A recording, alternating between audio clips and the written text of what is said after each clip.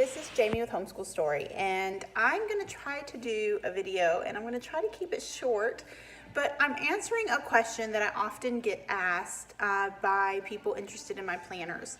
And I had someone email me last night, and she had a question. So, hey Shannon. So I told her I was just going to do a video because I think her question and the answer to it will help a lot of other people as well. Her question was that she's new to CC and she has a first grader, a third grader, and a sixth grader. So she's got 3 in foundations, 2 of them are also in essentials. And she's loving the whole idea about getting organized. I'm with you on that, Shannon. But she wants to know how to personalize 3 planners, any ideas, because she's pretty confused. So, hey bud, it's popsicle time.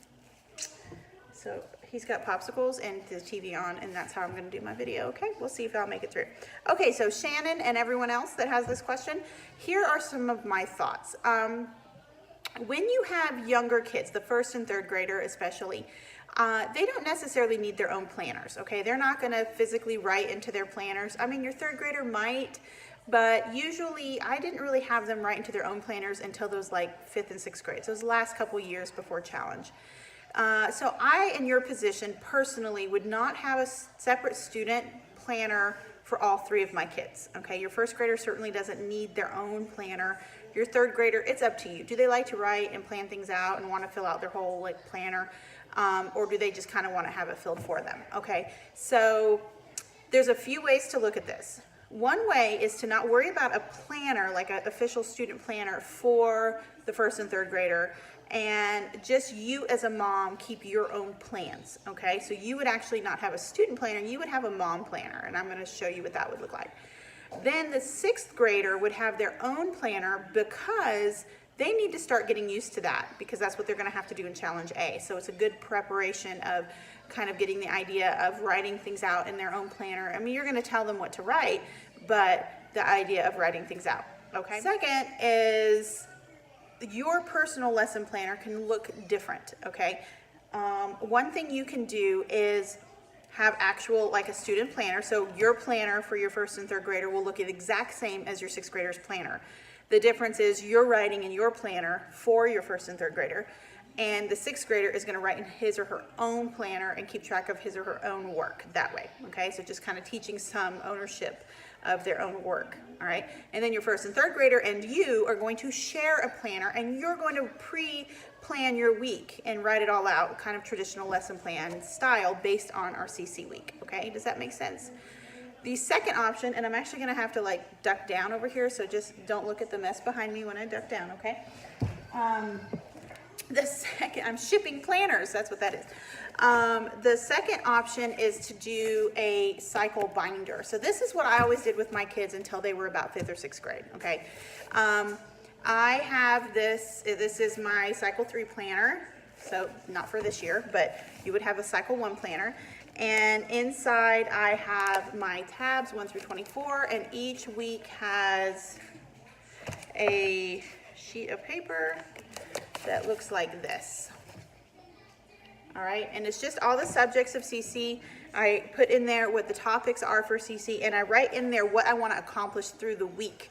For example, this under math, it says Saxon 7-6, lessons 1 through 4. For 2 kids, you would just put like maybe what you're going to do with your first grader for math and what you're going to do with your third grader for math, and your 6th grader or whatever. You know, you just put in there, I want to cover 4 lessons of math. For history, I was putting in there that we were going to read from America the Beautiful, lessons 1 through 4. Here you go, bud. Careful. Don't help me. Yeah, I helped you. The phone over here. Okay, I'll come over there in a minute. Hey, I have a phone. You say hi? Hi. Okay, so this is another way to plan. I have a whole separate video just on how to do this on my YouTube channel. So if this is interesting to you, so you can take a look at that video. I'm not going to talk a lot about that here, but that video is there. The sheets that go in here are on CC Connected. My username is jgravit, G-R-A-V-I-T-T. Okay, so that's one way to plan for the younger kids. And then I also did have an actual planner for me. And I kept this for me and my younger kids. And so I used the Foundations planner. the student planner, but I turned it into a mom planner, okay? So what I did first is the monthly pages here where I would mark all of our CC weeks, okay? That kept me on track.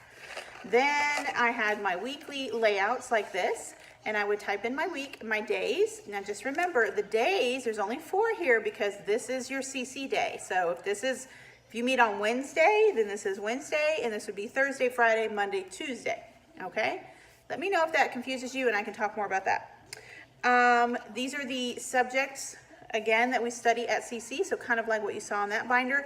This, I can type in the prompts or the topics for each subject. You want more? Careful. And go ahead and type in those items, like not the whole thing, they probably wouldn't all fit all of the memory work, but at least the prompts or the basic theme that we're covering. Then I put in my subjects, so you can think, yeah, hold on a minute. So you can think of what subjects you're going to cover, like math, history, science, language arts. Those are going to be your basics. Huh? Okay, I'm going to take a break and come over there. He wants me to take a break.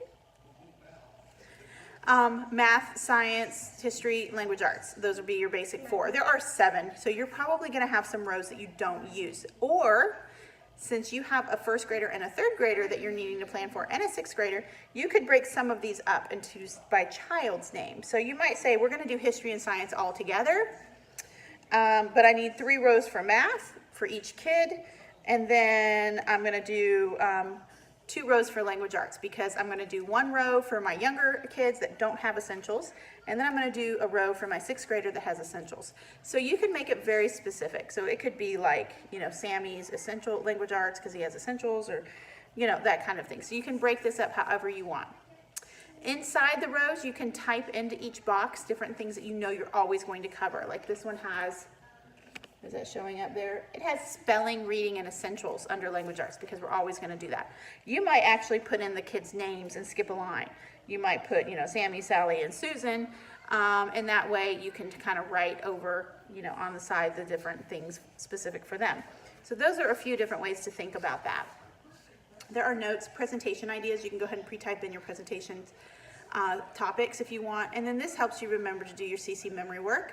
Or you can use my CC review cards, which are out of reach, but I have a video for that too. Okay, so does that help? I keep one of these and I write in it my lesson plans ahead of time for the week for my younger kids. For your 6th grader, they would have their own version, and then I would tell them what part of this applies to them and what to write in their own planner. And then they can cross off things as they go. And then this keeps me straight with all the kids. So that's how I personally would do it for a 1st, 3rd, and 6th grader, is have 2, 1 for me, for everybody, and 1 for the 6th grader for him or her to kind of get used to that idea. Does that make sense? I also like to put in reading logs, because those are fun, into each of the kids' planners, or put it in a folder for their desk or school area, and then I like to have like the little note paper in the back to write notes on and jot things down. I personally use white cardstock on the back of my planner, which I laminate, because this looks like, works like a great little whiteboard.